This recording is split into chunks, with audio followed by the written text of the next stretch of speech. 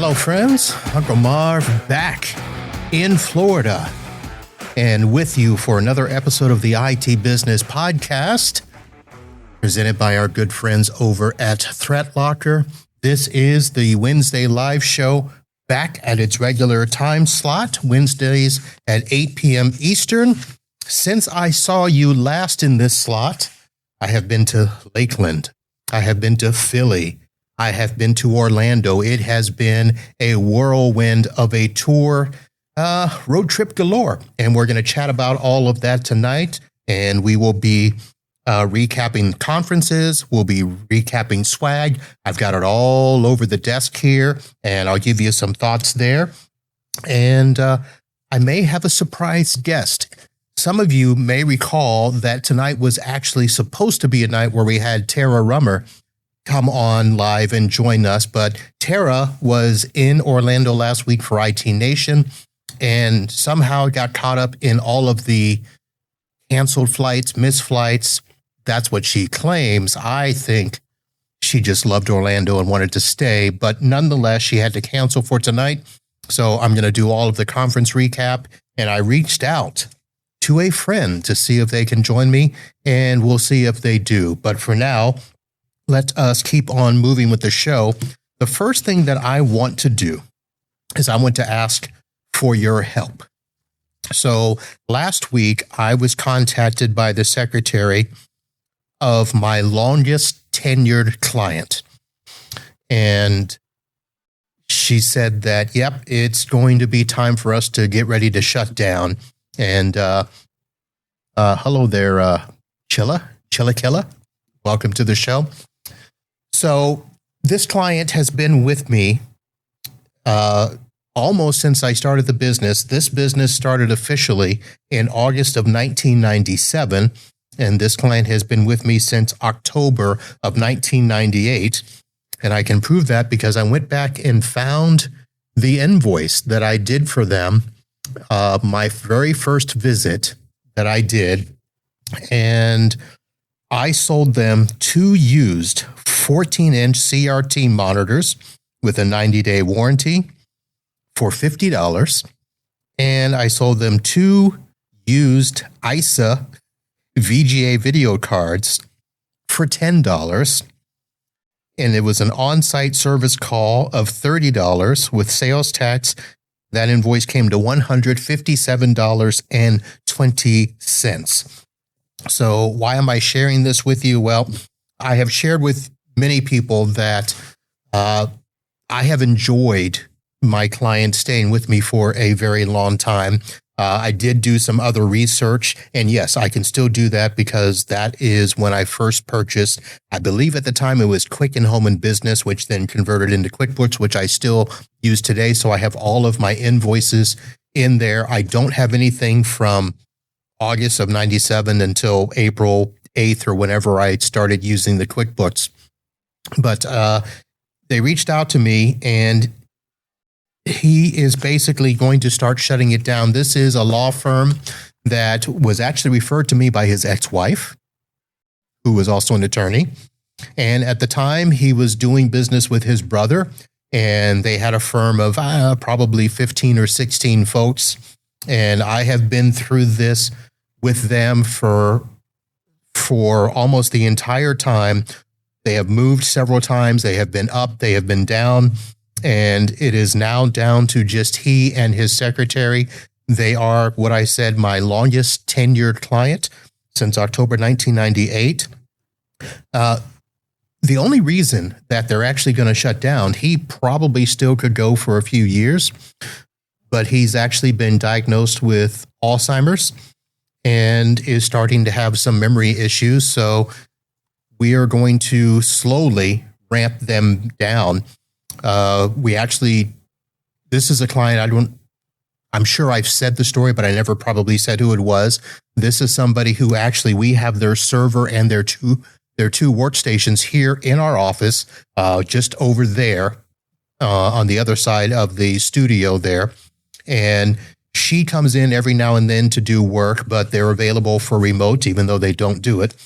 But they're going to be shutting down. They pay me some rent, some co-location costs as well as my regular management stuff.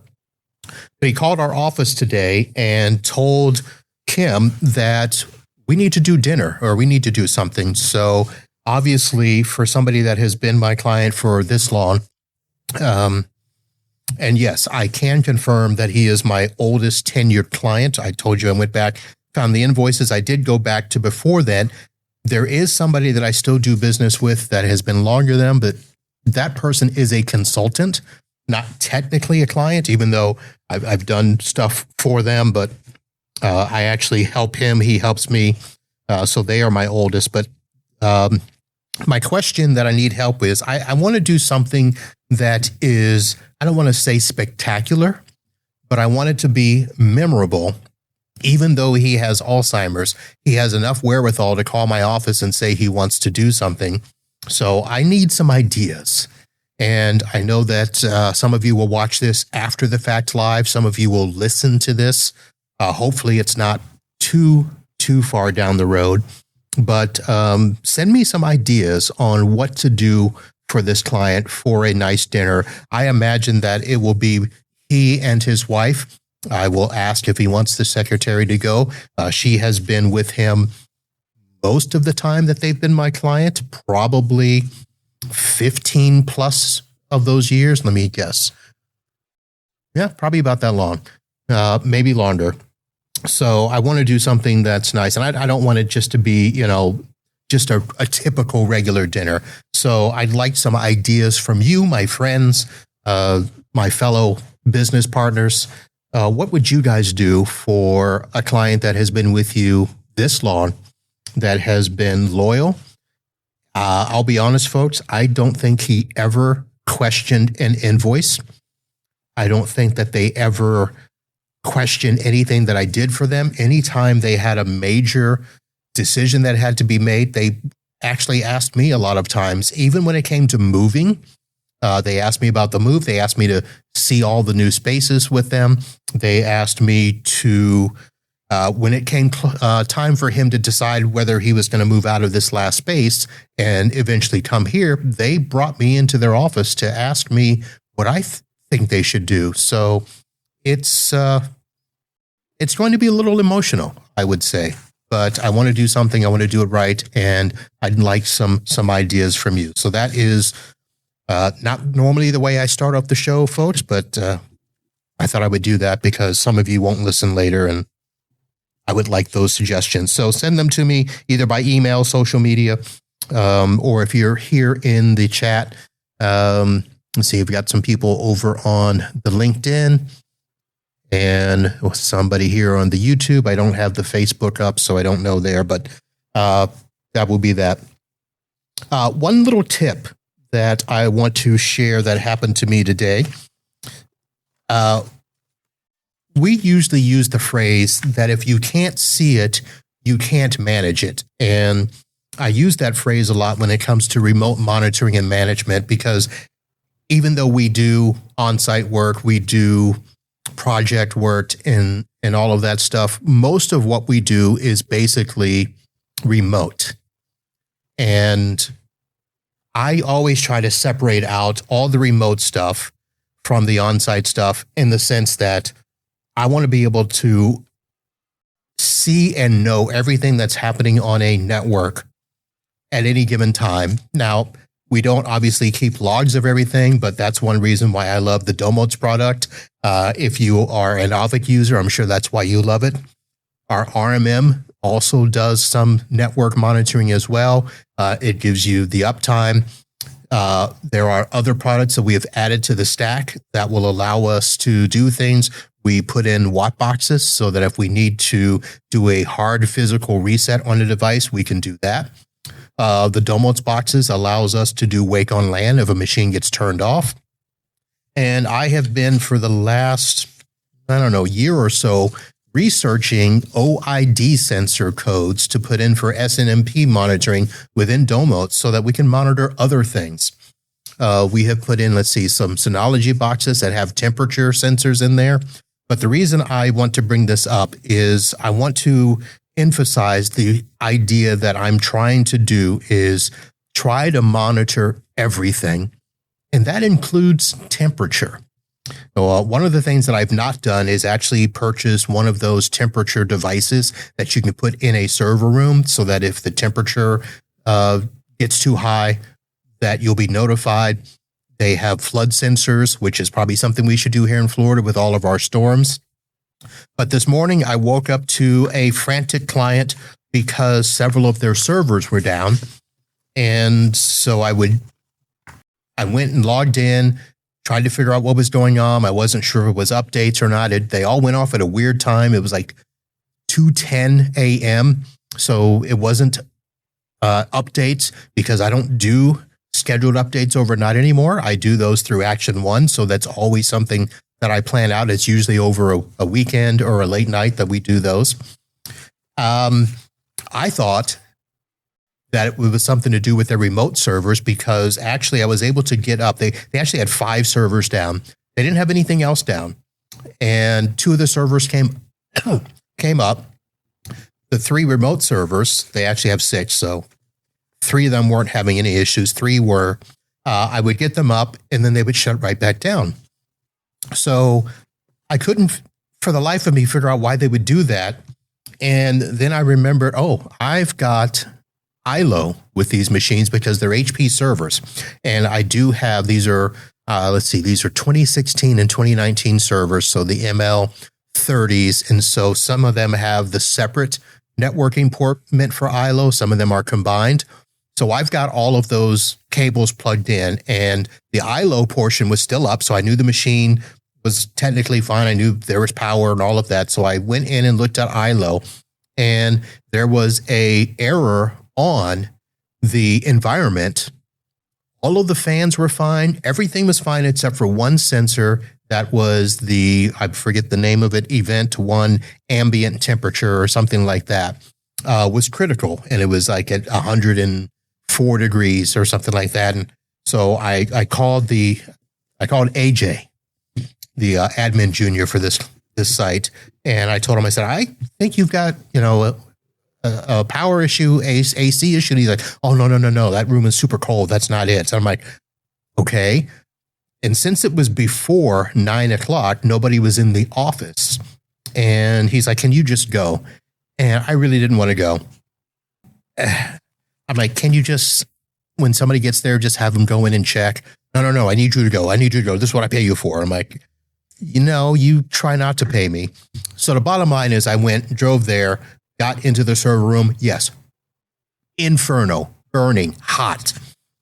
They have one of the wall-mounted wall duct units in there. Nothing. So basically, we propped open the door. I went around to the offices and found a couple of fans and turned the fans on and let the AC was working for the rest of the office. So the room cooled off enough to turn those servers on, and they stayed on. But it was just something where I got to, call AJ, because he wasn't coming in the office, to tell him, yeah, it was the AC. I told you there was something going on in there. And he's like, oh, what a mess.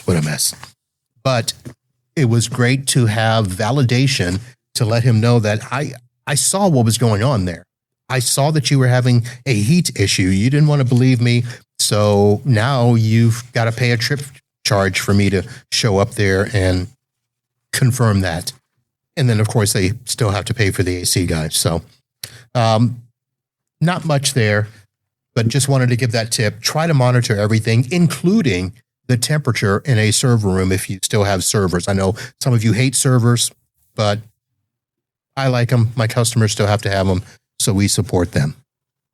I am going to move a couple of things around because I have sitting in the green room. Remember, I told you I put out a back signal call to a friend of mine, so I'm going to bring him up now. You all know him as somebody that has basically helped us with ConnectWise IT Nation. I now call him Mr. IT Nation, Mr. Sean Lardo from ConnectWise, who is now the Vice President of IT Nation Communities. Mr. Lardo, how are you, sir? I'm doing well. I'm doing quite well, Marv. I really love your choice your selection of pictures. Yeah. Thank you very much for that. Doing great though. Just recovering. Yeah. Did you have any travel issues getting home? Zero. Nice. I was so fortunate. I had a Saturday morning flight, and immediately I started looking. I talked to the hotel. I was like, hey, can we stay another night if need be, just in case or whatever. But no, it was actually quite nice. I was told on Friday that the security was no problem, but the gates were crazy. Right. I didn't have any of that. Oh, good. Just the regular kids crying because they're leaving Disney. Yep. Dog missed you. Parents crying because they're broke. All right, my friend. Let's see. Let me first ask. You're recovering, but I'm sure you've had some feedback. I'm sure people have, reached out to tell you their thoughts and everything about this year's conference, the PitchIT competition.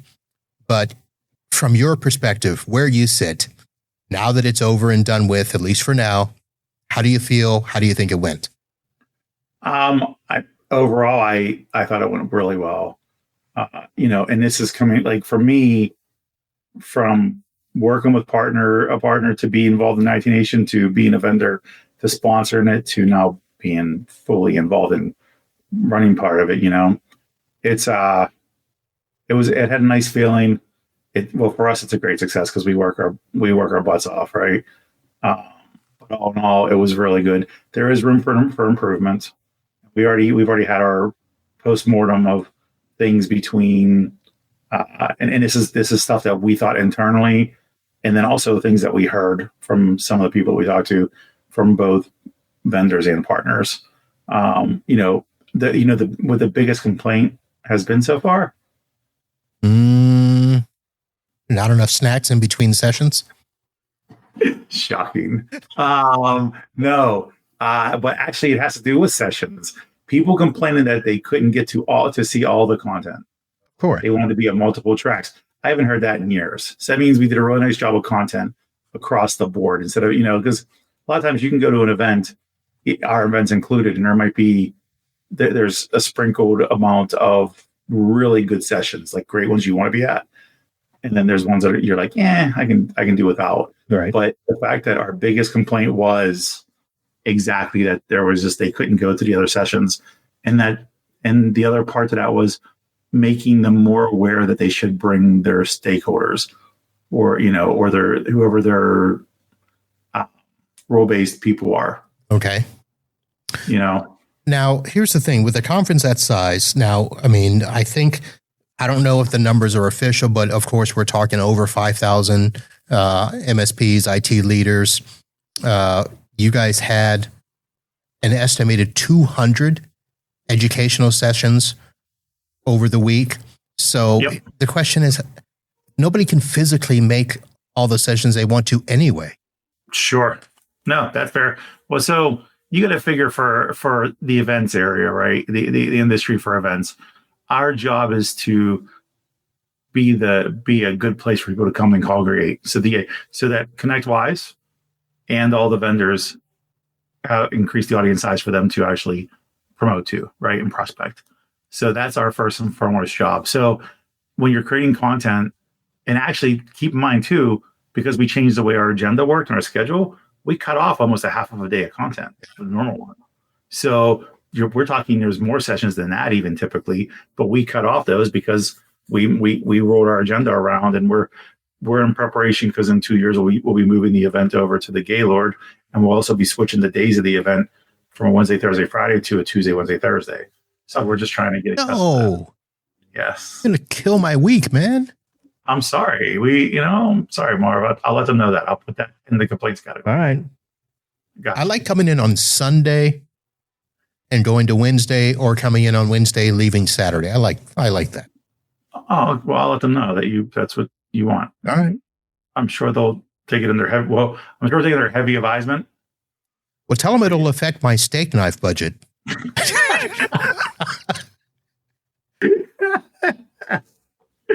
Well, and so again, back to there isn't anybody that's going to be able to make it to all that content, right? But that's my point about increasing the audience size. You should be as an MSP, obviously based off size of MSP, if you're just a 3 or the 5 person shop, this may not apply to you.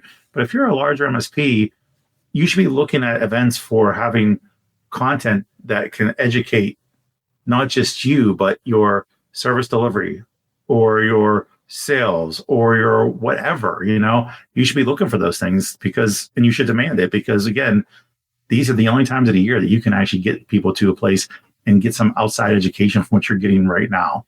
I mean, you can get them online, of course, but not everybody can be educated that way, nor meet people or increase network size either from that. Yeah. This is the type of event where you can bring your team, divide and conquer. Correct. You should really pay attention to, I mean, we put the agenda out and once the app is up and you register, you get access to the app. You should literally be planning your trip with you and your COO and whoever else is going, and do that divide and conquer. There's a lot. And actually something to really think about, what MSPs aren't taking advantage of, and this is our fault too a little bit, because we don't promote it enough. On that Wednesday, everybody calls it a pre-day, right? It's like a pre-day event, but really it's not. We started doing workshop Wednesdays where there's actually content on the essentials of ConnectWise stuff and for MSP growth and whatever else. So there's actually a huge amount of content that takes place on Wednesday that people aren't taking full advantage of because we've never really told them they should. Yet we do have sponsored workshops as well, but yet there's still all this content exists. And actually, when we go to London for IT Nation Europe in March, it'll be Masterclass Monday because the event starts on a Monday. And it'll be the same concept where we're doing workshops and hands-on educational pieces instead. Right. Well, I can tell you this. I think that Wednesday content cut into the PitchIT competition. Yes, which is the best part of the day for me. That really should have been the main focus for Wednesday. You know what? I tried to tell them I thought we should be on the keynote stage instead. That's what we're working towards. But I will say, PitchIT is a masterclass that everybody should come to look at to see how somebody should present their company. Yeah. For as effective as they are. So speaking of PitchIT 2025, the 3 finalists, if you are somewhere under a rock, were Threat Captain, Meso, and Strategy Overview. Mm-hmm. And basically that was the order. The top prize went to Strategy Overview. Meso came in second there. And I had to do the back alley gifting of the steak knives to the Threat Captain. It's honestly, it's a badge of honor no matter what. You went up against, there were 22 vendors in this year, and you were amongst the top 3 of the vendors. And to be selected as one of the top 3, people don't realize how much work goes into it. But by the time they're prepped and they go to pitch, we do the public one with the channel program, right? Where there's MSPs that are doing surveys. The Battle Royale. Yep, the Battle Royale takes place, and they do real-time surveys. And then we get the results at the end of the day, and those results are quantified off the survey results, And then they have the other pitch, which this year we had 9 judges that do the private pitch that nobody sees, where they get to do the 5 minutes of pitching and 10 minutes of Q&A. So all within a handful of weeks, these vendors went through both of those. And that, the 5 minute, I mean, they're both nerve-wracking in their own right because you're getting ready to pitch. That's always a nerve-wracking thing. But that private pitch is a lot. They get beat up, and the coaches are and not the coaches, but the judges. These 9 judges. They're from different areas of responsibilities, or they're handpicked from marketing and sales and product development and security, and so all their questions are based off where their swim lane is, and they seriously tear them up. Yep. I do want to ask this question because I'm sure it's going to come up, but is there going to be some sort of ban going forward on bringing up children and pets on stage to help pitch? Well, a ban, I can't say because it's hard to say. First off, a team can be represented by whoever they want to be represented by. But If you want to hire talent, go hire talent. I don't care. Can they tag team though? Can it be a 2-person team? Yeah. We've already had that. As a matter of fact, when Thread won, it was that's true. But they weren't bringing in the cuteness factor though. Well, we're at a cuteness factor is at a premium in this industry. I mean, have you seen us? We're not good-looking people, but no, you're able to have whatever you want represented if you're willing to take the chance. And plus, it's kind of hard for me to say no to like a 7-year-old girl to be able to experience something that it takes decades for some of us to ever experience, if ever. And I guess she does have an official title with the company, so there's that as well, right? So we even kept it without even being hired help. She's actually the intern president. Yeah.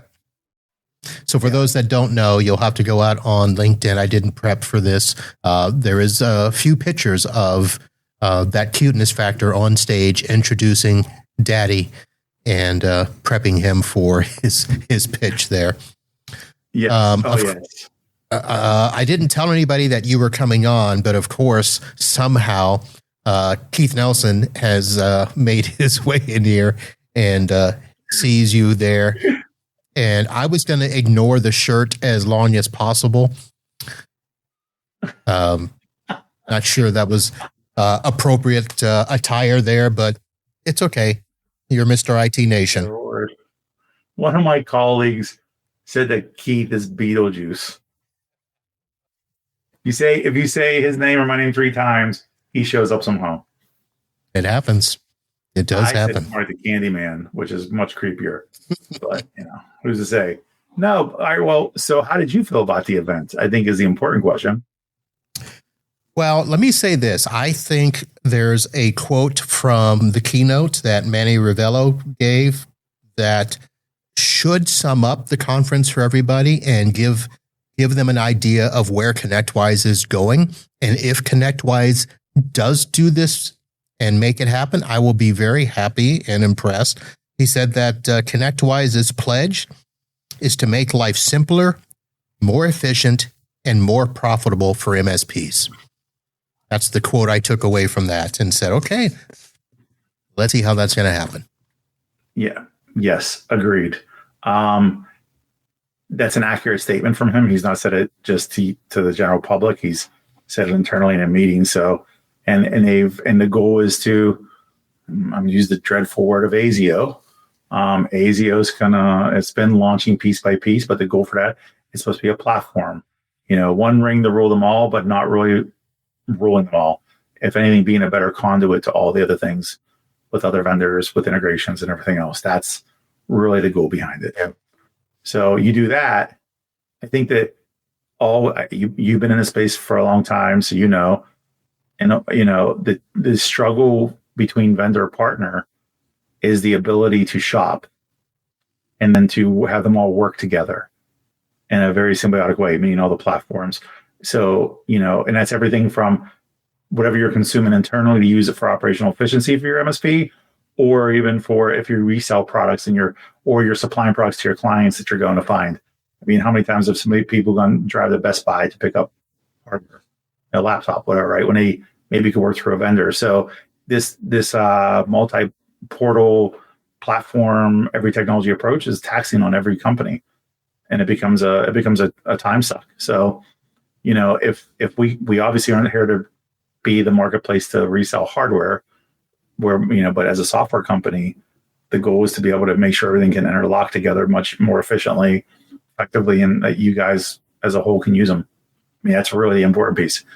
Is it all going to happen? No, because not everybody will play nice together. We know that. But if we can eliminate some, that's great. Yeah. Keith says, I think the gold standard for ASIO will be the SIEM update and integration to the stack, since it will use a proactive agent versus log shipping. This is a game changer. I would agree. I know that they have big plans that they're working on with it right now. If any of you had a chance to ever meet Russ Humphreys that works with us and John Helms and them, they're very much big into the product development piece. And that was a big part of the conversation. So, We'll see, Keith. Yep. I don't know.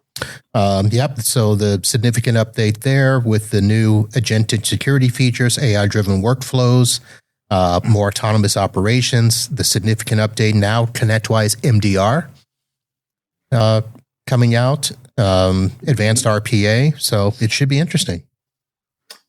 Yeah, as long, once we deliver, like you said, then you're happy.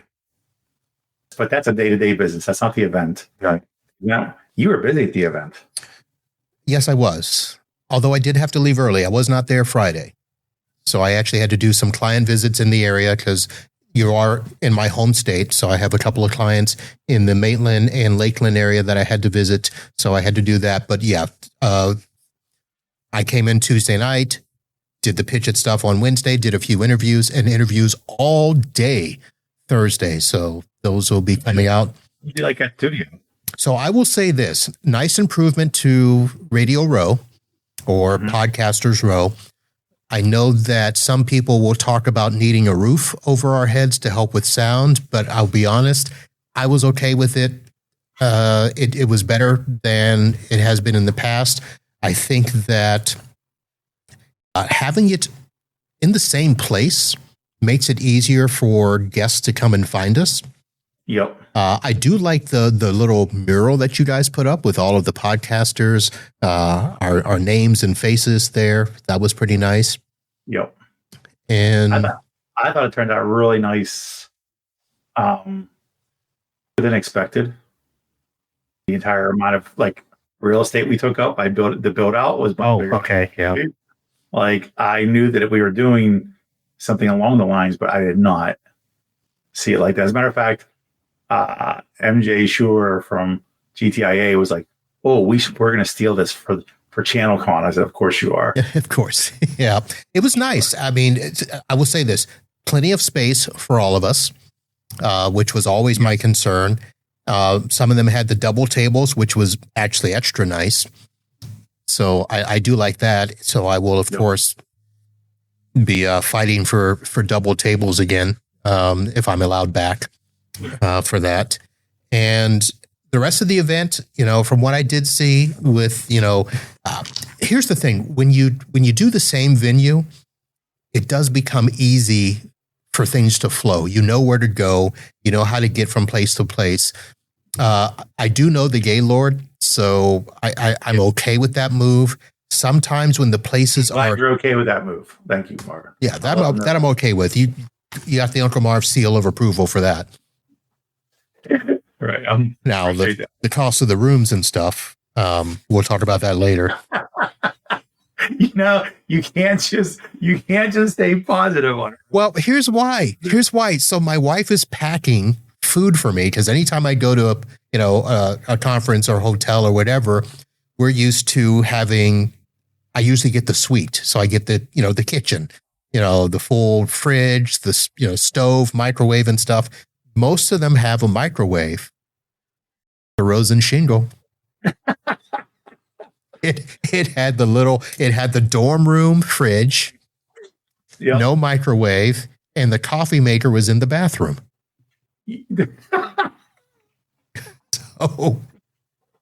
So I get there and she's packed me some chicken that I couldn't do anything with because I couldn't microwave it. Oh, talk about being efficient, though. Yes. You can get your coffee started while you're brushing your teeth or you're going to get ready to hop in a shower. It's an amazing concept. Yeah, it is. Everything right there. So that was literally everything is right there. I forget. I don't think the Gaylord has microwaves in there. You know why? Because those places, they're resorts. They want you to go out and eat in the restaurants. They want you to be, spending more money with them. So why would they make it easy for you to eat in your room? More money is the yes. Oh, hang on. I know. I see this shit. Keith, I had a microwave in my suite. Of course, he had a suite. I was. Can't comment on that. I cannot comment. All right. Well, as for the rest of the event, again, I mean, the event is the event. The big ones, you you guys all have to, there's a lot of logistics that you guys have to do. The Goo Goo Dolls, interesting choice, but seems to be well received.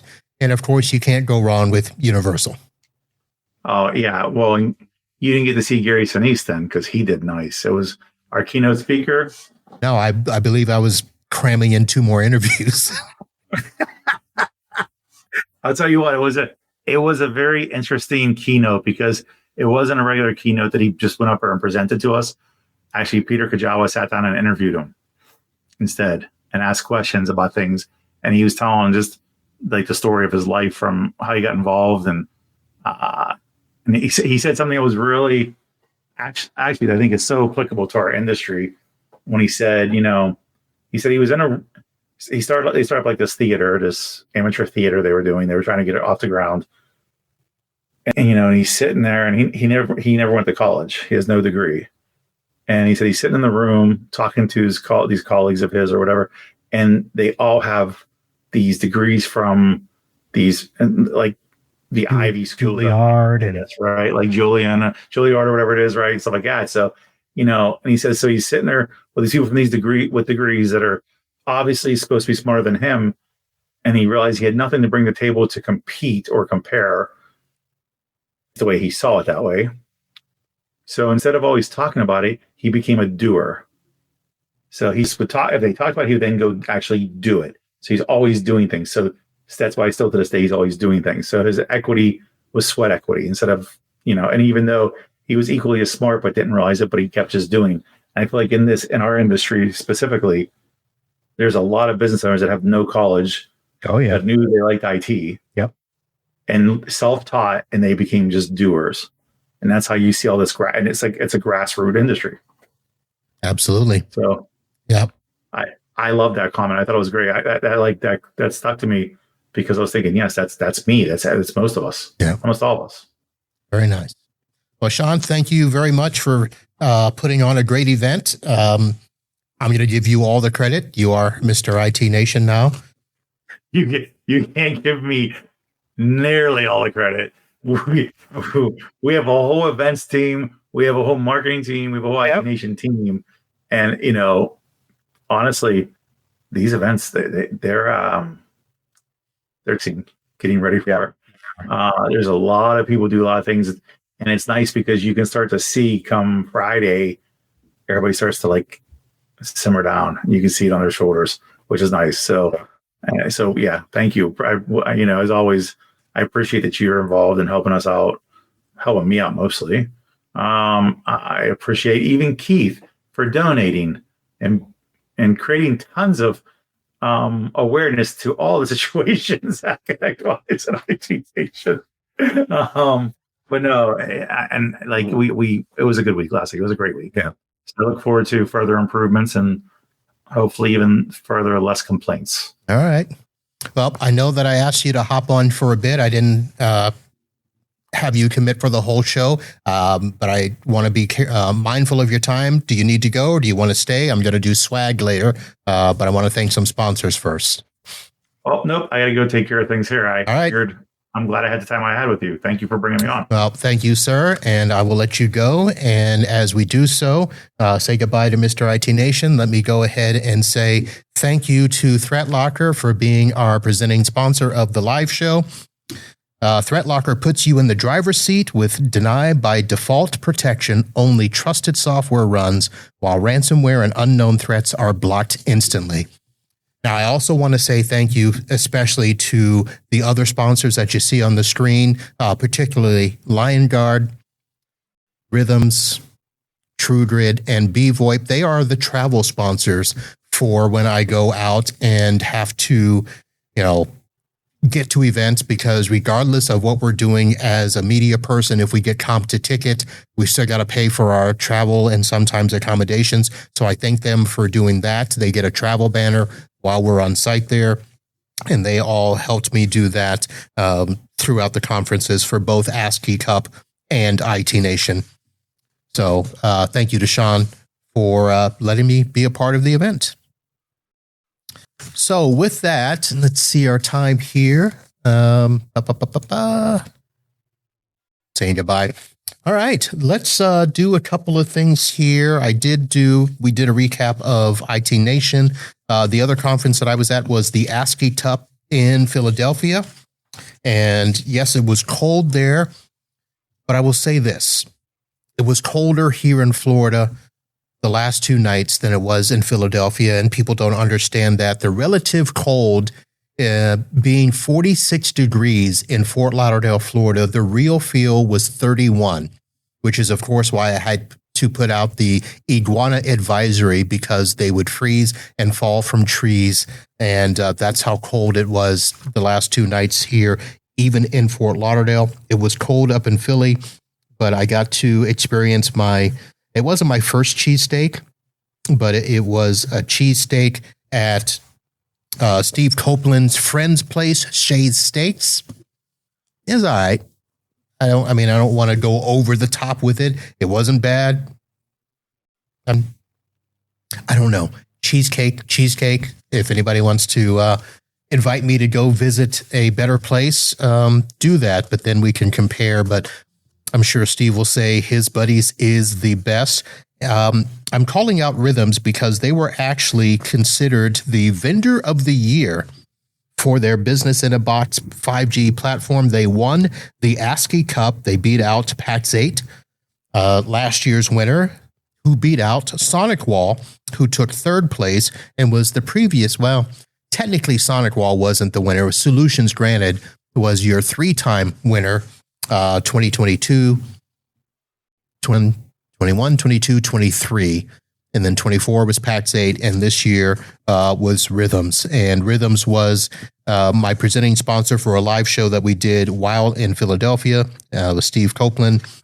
Folks, if you are interested at all in being a part of the oldest IT group in the industry, 40 years strong, lots of discounts and stuff, head over to ASCII.com. And then if you want to be looking at the events for next year, ASCII will have 8 events around the country that you can go. The event is basically free of charge. You just got to get a coupon code from either an ASCII member if you're not, or if you are an ASCII member, you'll be a part of the membership there. And if you travel, you might get a free hotel night. But events.ascii.com will give you the 2026 schedule for next year. And another great event. So before we run out of time here, I do want to obviously talk about swag. Mention my road trip starting in Lakeland, where I went to go visit Taher over at MSP Camp. And I do need to show, first of all, that just my visiting there, Taher was able to give me some swag. I got some other stuff, but this is their camp mug that they got. It's a very nice mug. It's got some weight to it. It's not a plastic. This is, you can hear that, pure ceramic. It's a nice size. If you want to, do some soup maybe, or coffee, you can kind of grab it there and hold on there. So thank you to Taher. And Taher and Steven both took me to a nice little lunch. Their office is literally 2 blocks from my client in Lakeland. So I figured it was time that I stopped by. I'd probably been going there a few years, and they've been in their office, so did that.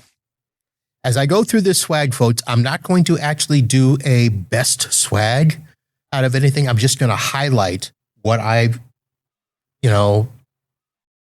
what are good things to consider, swag that caught my eye, and it's going to be a combination of both the ASCII Cup and IT Nation. And the reason you see me looking around and doing stuff, because on my phone and my iPads here, I've actually been getting this little pop-up. One of the items was an actual AirTag. And so I left that here on my desk, and every so often it basically pings the phone or whatever. And my first thought is, who gave us this AirTag? Because I didn't know. But when you open it up and pull it out, you probably can't see that on my screen, but Threat Down actually got their logo put on the AirTag that you can use and go for that. So that was a very good swag item Thank you for that. You know what? I'm going to do this. Super Ops has been a previous sponsor of the show. I do have an affiliate link for them. So when I first saw this, this looks like a cosmetic case. It's got a mirror, but it also has USB cables. It's got a little thingamabobby that if your SIM card gets stuck in your phone, you can put, I don't know, it's a bunch of stuff. And my whole thought is, man, I don't think I would ever use something like this. I don't want to be sitting around with a cosmetic case type thing trying to pull these cables out. But what I did do is I cross this bundle of joy, and these are earbuds with the Super Ops logo on them. I know you're not going to be able to see this, and since I'm not a YouTuber trying to hawk stuff, I don't have the pictures up, but there are two wireless earbuds that go into the ear. Most that I have gotten as swag are usually cheap. They don't work. They're, of course, the wired. These things were so good that I actually wore them while at IT Nation as I walked around the vendor hall, and people were looking at me going, really? You're wearing Super Ops gear? Because I normally don't wear vendor gear, but yes, I wore that. So they are magnetic, so they slip into this little case here. I'm doing a terrible job of showing this on video here, but that's how they pop out and charge in there. And you can see the charger on there, and they sound good. Not as good as Bose, but pretty darn good. So that is something I wanted to highlight to the folks over at Super Ops for putting together a decent swag bundle there. Of the way. So one of the things that, if you've seen me, if you've heard me talk about it, when I go around and grab swag, of course, we're always looking at pens, probably the cheapest and easiest swag item. For a long time, I did not pick up pens, but now I go through and I grab all the pens, and I actually keep them around here. They sit in bins around the office so that if people need writing utensils and stuff, we have them. And I always put it up to my ear and listen for the click.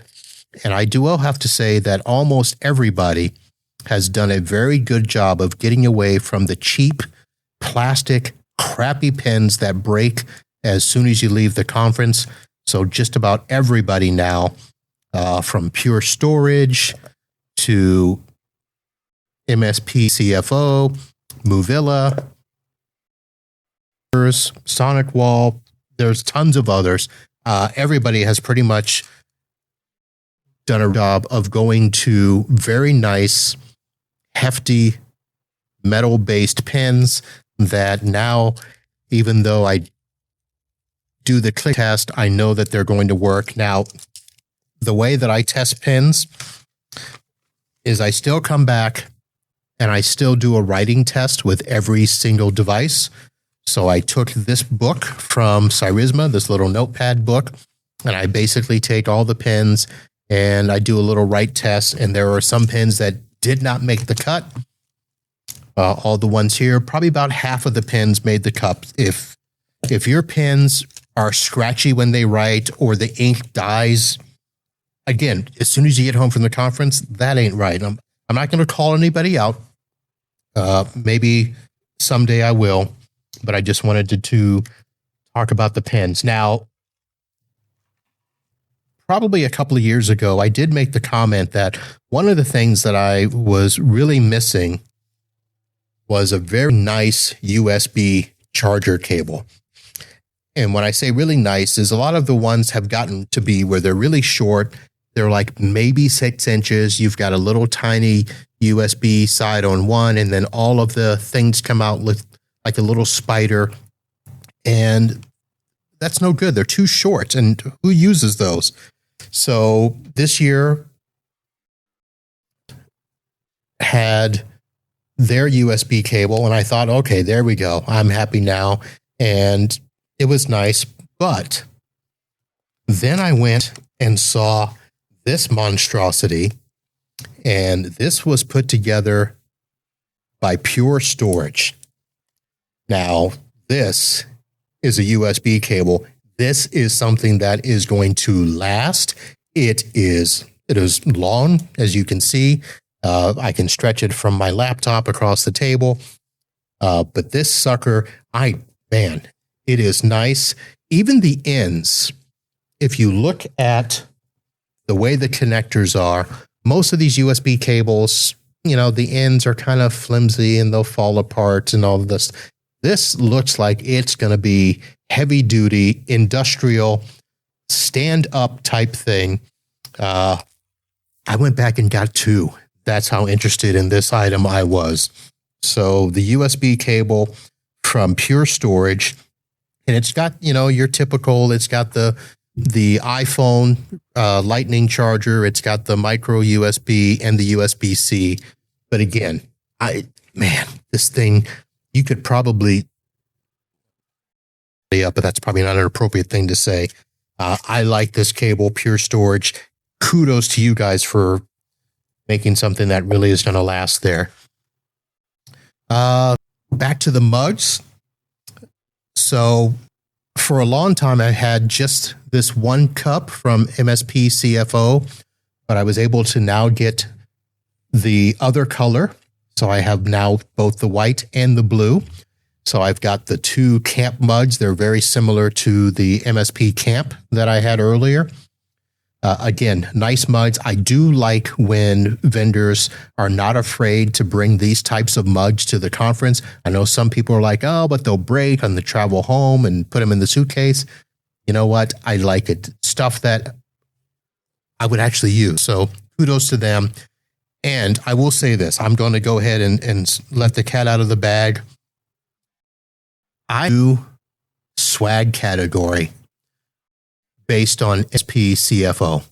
So I won't spill the beans now, but I'm going to let you guys know when it comes time to do the swag announcements at the holiday party, there will be a brand new category just for them and all of that. Hats, I'm usually not a big fan of, but I do always look for hats that if I were to wear a hat, would it be something that would catch my interest or be something that I could wear out? And it's not something that as a tech that I would wear to a conference so that other techs would see. It's something that I would wear out and about as I'm just, doing my weekend thing, hanging out with buddies and friends. These are two hats that while they are techie, they're just plain enough that most people aren't going to know that they're tech hats right away. And I'm talking about this one from Movilla. And they've got the little blurpy infinity. They do have Movilla on the back there, but this is, it's a nice type hat that is moldy and fits in there. So that looks good. And then the 3-finger peace sign from Infima. It's a nice little hat there. Eye-catching. Again, simple, not going to really draw too much attention. They've got Infima logo on the side there and a nice brim there as well. So if I were a hat person, this would be cool. So this will be hanging on the wall with the other hats. If you haven't seen it, folks, I've got a hat wall that I'll be showcasing a little bit later. Oh, luggage tag. I've actually started to pay attention to these. This one is by Drive Savers, and it's nice. I should have taken it out of the bag so you don't hear the stuff. But is what they call it silicone. So it should not rip or tear that easily. You can slide your card in there. Well, maybe it's not so good.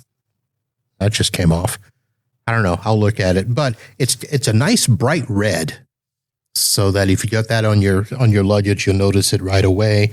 The Drive Saver logo there, and I think this is it. About this, so Crush Bank. Actually, I almost walked by this, and they were talking about swag. So a lot of people have been doing these little fanny packs, little travel bags.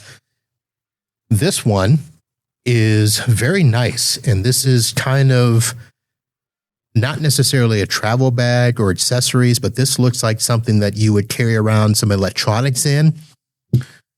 It's got a little pouch in the back, and it's got a little button there, little felt thing there. It's got some stuff in there. But the reason that I kind of like this one is that it's sturdy. A lot of the bags are just flimsy and cheap. This one, and you can hear the zipper there. This one feels like it's worth something. It's also got a little mesh pocket in the back there. I might use this for some podcast gear. So that was that. Shout out to Start, Grow, Manage. I love MRR only because normally I usually will identify a bag that will be big enough to complete my swim. Well, this is one where when I got to it, it actually it didn't look like this. It was kind of balled up in a bunch. And as they were watching me walk around, they said, "You need to use our bag." And I'm like, "You don't have a bag."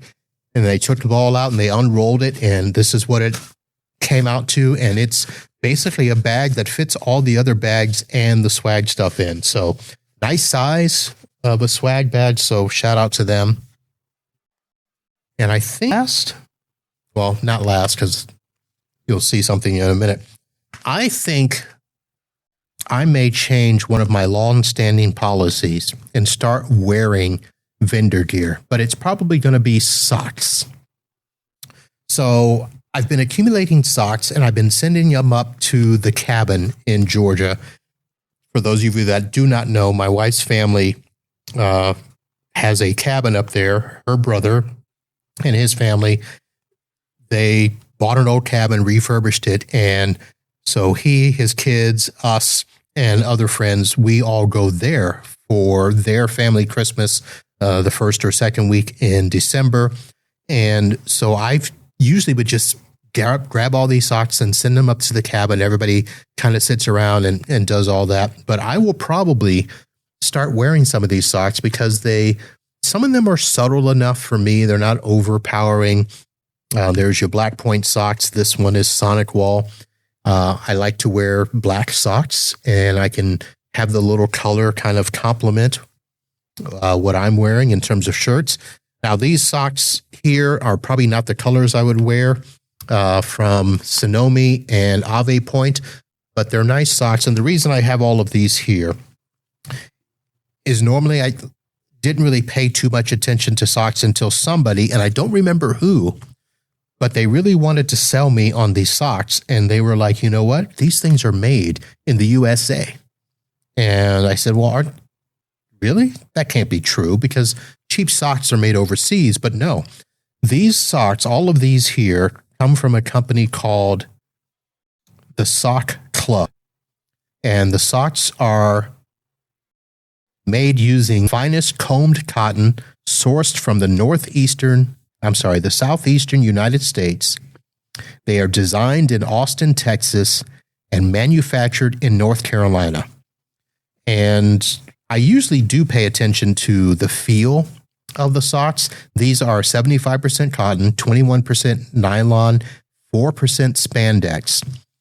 And now I'm like, I like socks that are this blend, and I love the fact that they are designed, they are sourced, designed, and manufactured here in the U.S. So I am going to start supporting anybody that is bringing us socks, especially from the Sock Club.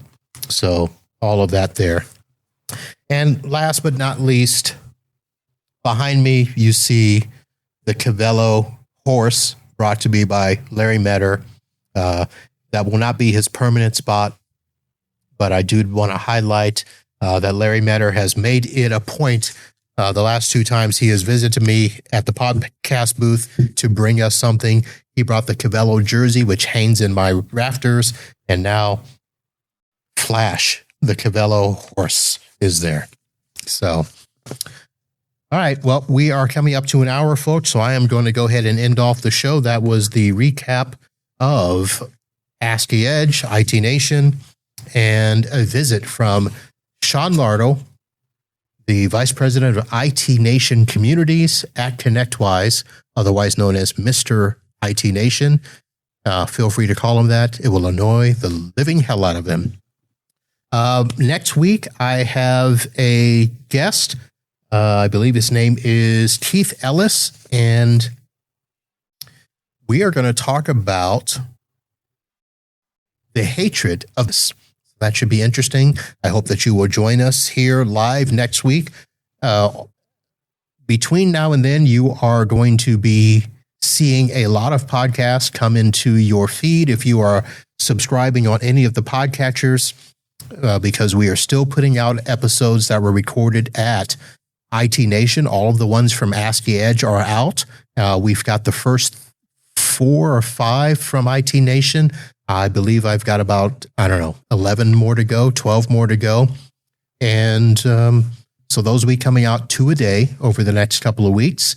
So a lot of content for you. And then, of course, we're gearing up for the holiday season, which will begin with my Black Friday preview that will happen just before Thanksgiving.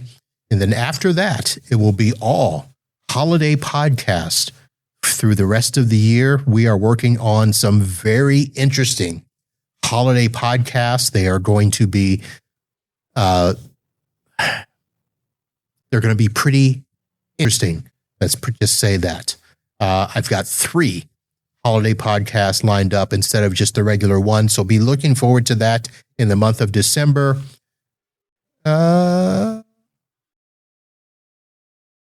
We will have the regular survey, so you can vote on best guest, best episode, best swag, and a couple of other things I'm working on with some vendors here.